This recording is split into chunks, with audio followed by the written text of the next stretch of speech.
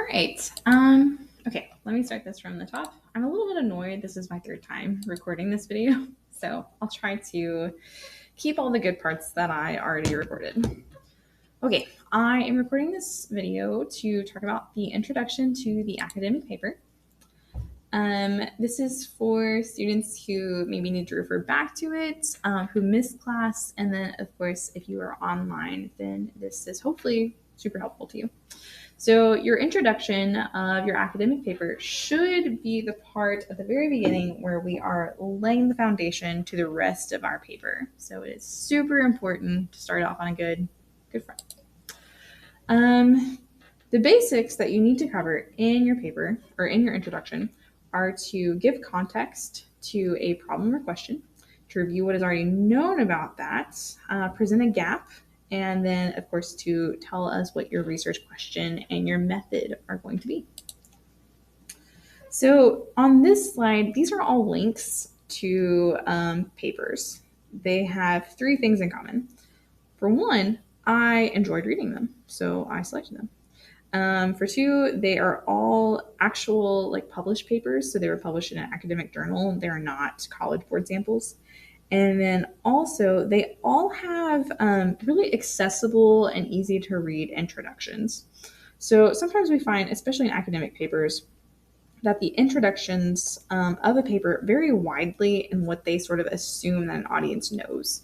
So if I'm publishing a paper on black holes and I'm publishing it in an astronomy-based journal, I'm not really going to take time to explain what the different phases of a star's life cycle are, right? I'm going to assume that everyone I'm talking to kind of already knows that. So I chose these papers because they, for the most part, have context that is really easy to understand for just the average person.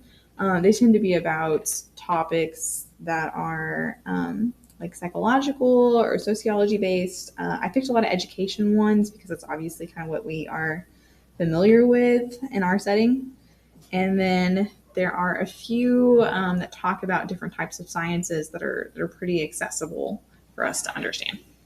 So I like all these papers. We're going to talk about a couple of them in class. But if you're not in class, I think it would be a good idea to choose a few of them that you find interesting, perhaps even ones that are semi-related to what you're studying, right? So if you're doing something with medicine, then you might look at the maternal stress and immunity, or maybe grit and nursing students, for example, just to kind of see how these things are sort of formatted, what they're starting off with.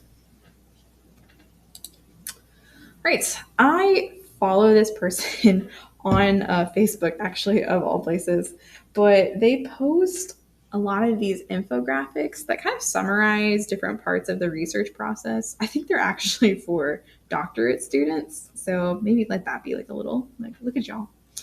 Kind of thing for you. But I really like this infographic because I think it summarizes everything I'm about to just say.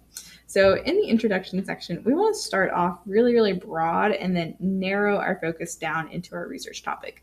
So here we can see there's an inverted pyramid to sort of display that. We're going to start off with sort of the broadest context. Why should you care about this research? What is important? Sort of explaining why this at all.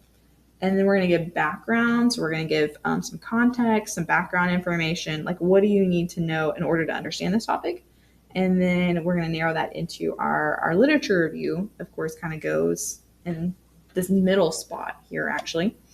Then we're going to lead into our gap. So now that you understand what is known, here's what we don't know. And then why would that be important? Why does your gap matter? And then finally, you end with your research question. And that should be kind of the last paragraph, the last couple sentences tends to be, or I like it to be, the research question. And here's my method. All right, so let's broaden that back out. So the very, very beginning, right, those very first few sentences, first few paragraphs are establishing this larger context around your research question. And essentially, there's really only two types of research questions. There's research questions that are sort of looking at a problem, right? They might be saying one certain aspect of that problem. They might be comparing solutions to the problem, but they're sort of problem-based, problem-focused. So if I'm thinking about problems, any kind of illness or disease is maybe like a problem because we want people to suffer from it less. Of course, we want to know more about it so that people suffer from it less. Climate change, any kind of environmental issues or problems. Thinking about societal issues, psychological issues, issues around mental health, issues around systemic things like racism or ableism, would kind of just all be problems that we need to know about in order to do something about them, right? So we don't really need to establish, like, you don't really have to talk your audience that much into like why this is a problem, right? And then there are the other types. The other type of research is just, I want to know because this is interesting. So my black hole example, for example, you'll find quite a few astronomy papers don't have that much like relevancy, right? Because it doesn't really affect people's lives. It might not even give us like that many technologies, although some of them certainly do, that will be useful in the future. It might be, maybe we just want to know about black holes because then we'll understand more about our universe. And that's totally okay.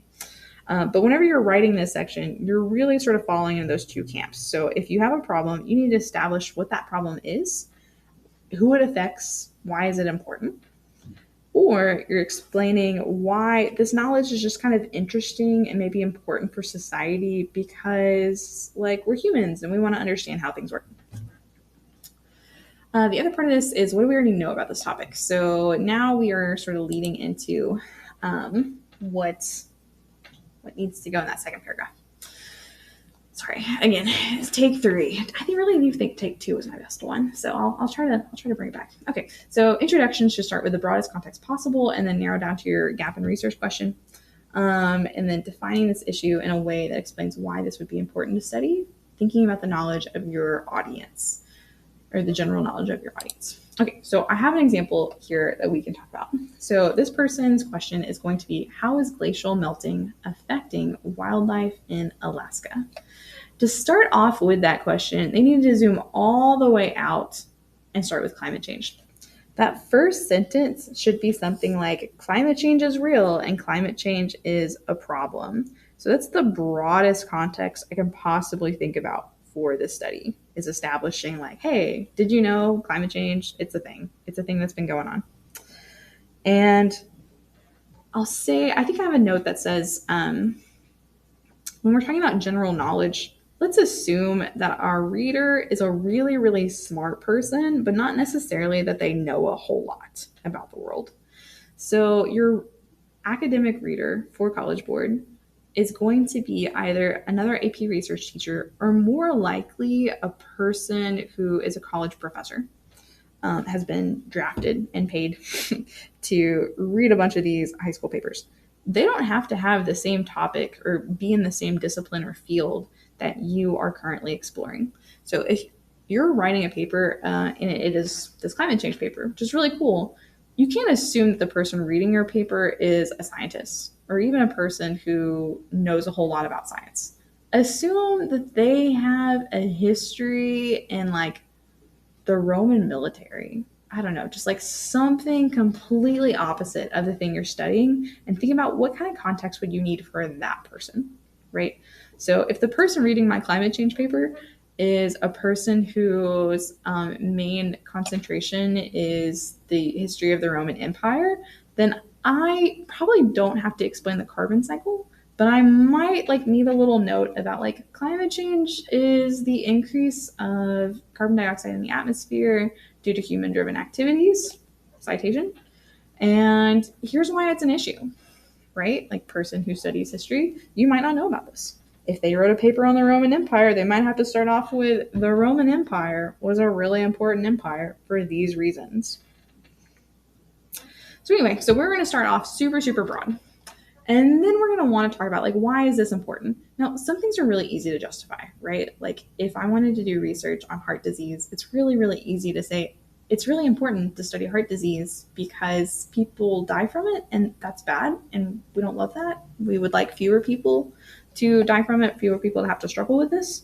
And that's why we should investigate it. So we want to give some kind of consequences of this problem. So for this, what is the effect of climate change on the environment? At this section, I kind of want to list all of the things that are wrong with climate change on the environment. I want to have like a sentence or two that's like, hey, so also, not just these glacier melting, but loss of biodiversity, ocean acidification, et cetera, like bad air pollution, just on and on and on and on. Right. And then that should get me to how is climate change affecting glaciers? This is the more specific one where your literature review should come in. So this is where our lit review should come in, where, okay, a bunch of people have studied glaciers. Very interesting. We know that climate change affects glaciers. Glaciers are melting. What is happening here? And then that should lead them to their gap. Now, you guys all know your gap by now, so I don't have to over explain that one. But this person's gap can be several things. Perhaps we know that glaciers are melting in Alaska, but we don't know yet what the effects are on wildlife, and we want to find out why. Perhaps glaciers melting has been studied in other areas, but maybe they're more remote areas that don't have as high of a population as like certain parts of Alaska that I want to look at. Maybe there's certain types of wildlife that are endemic to Alaska that haven't been studied yet. Maybe Alaska, because it's in the United States, but also is the only state like that's really, really far north. Maybe there's something about like how our park system works or our funding works that really makes sense, like why Alaska would be an interesting place to study. I can't just put though that like Alaska is interesting because we did the study in Washington and we haven't done it in Alaska, right? I need to sort of justify not only is Alaska and wildlife kind of the gap here, but why is it a gap, right?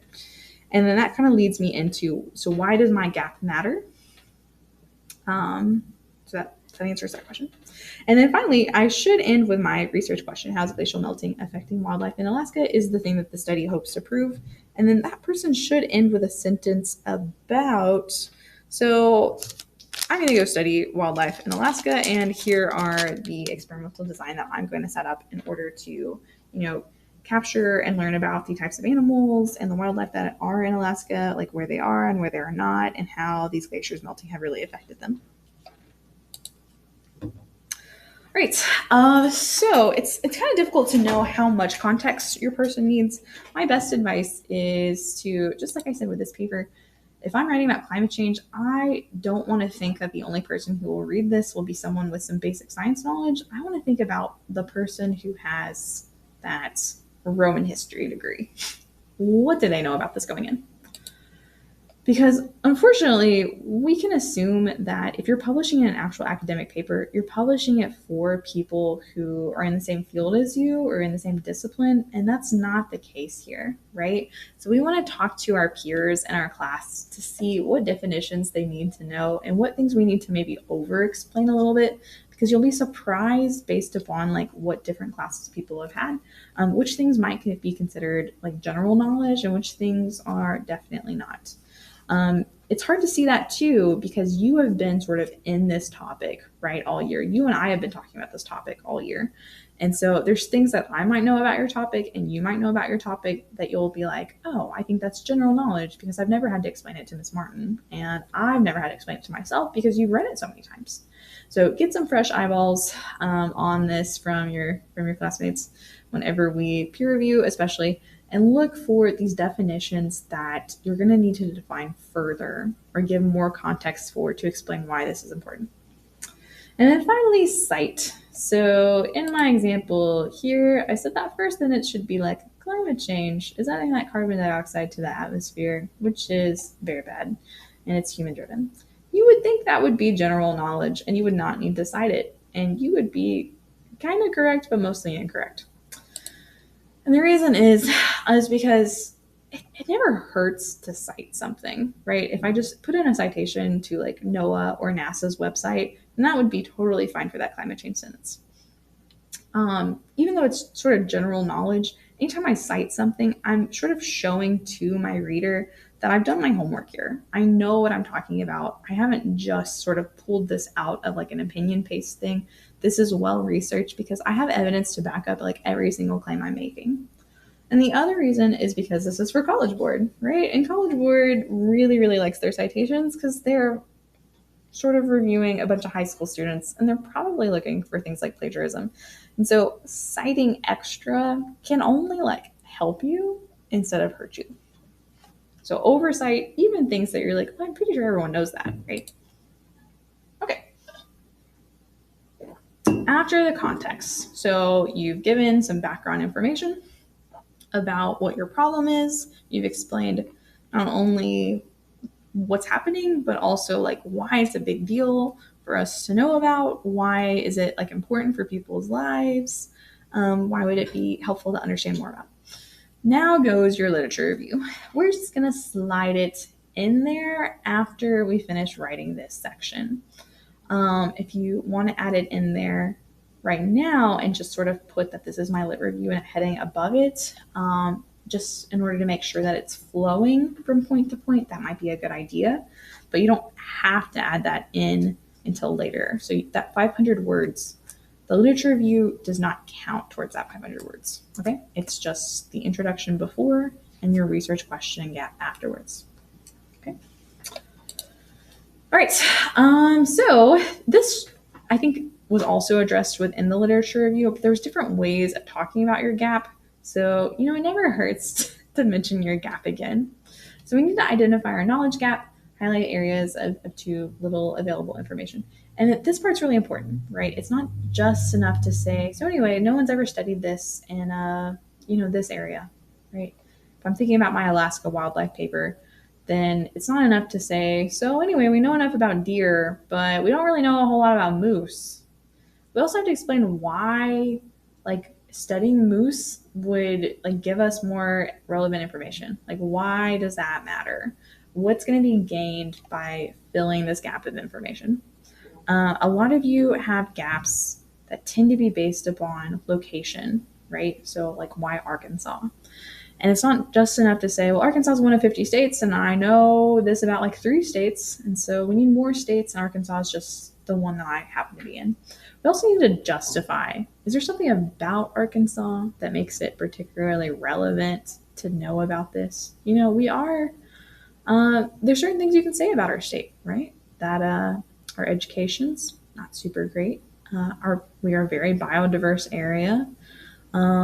You might link it back to Bentonville, right, as being sort of this affluent area in a state that is very much below the poverty level otherwise. There's lots of different things sort of about our state, about our community that are interesting and can be used as one reason why your gap taking place there is nice and makes sense. Another really common gap is the population you're studying in.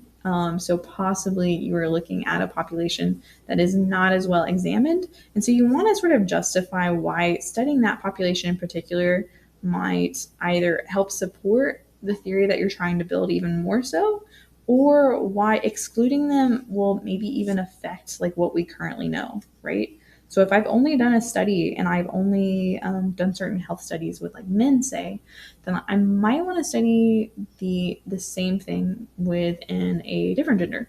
In which case, I need to justify why that might either support that same theory even more so, or why it might be different.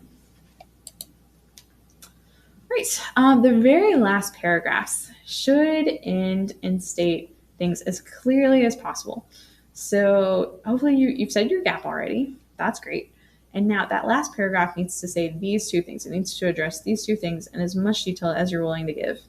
This one, I want you to almost say verbatim in a sentence, all of us. My research question is blah, blah, blah, blah, blah, blah, blah. Or my research aims to investigate or explore or understand and then exactly what your title is, your research question. And then the very last sentence would say, so I'm going to answer my research question by doing this blah, blah, blah, blah, blah method, right? So this is the method I've chosen in order to study this research question. Here's the aim of my study. This is the purpose. This is even my hypothesis right here.